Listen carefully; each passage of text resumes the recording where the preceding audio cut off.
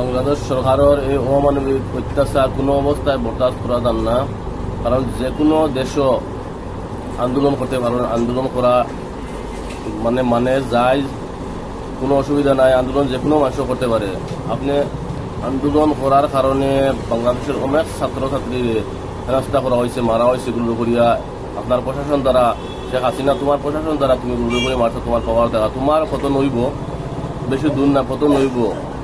তুমি যে অবস্থা করতে কোনো অবস্থায় বরদাস্ত করা যান না। শহীদ আবু সাইদ বাইরে যেভাবে গুলি করে নির্মমভাবে মারা হয়েছে চকুর সামনে, এটা কোনো অবস্থায় বরদাস্ত করা যান না। আর বাংলাদেশ সরকারকে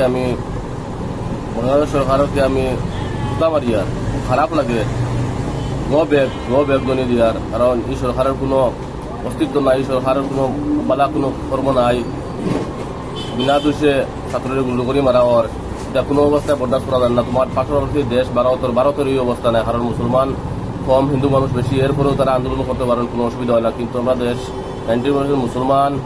তুমি সেনে সুরক্ষিত রাখতায়, তোমার দল সেনে তুমি সুরক্ষিত রাখতায়, তুমি ছাত্রছাত্রীর উপরে অত্যাচার করতায়, তোমার বালা হইতো না। এখানে আজকে খুঁজা দিয়ার হুশিয়ার থাকো শেখ হাসিনা, তোমার বহুত কি দেওয়া হয় তুমি নিজে দেখবাই। তোমার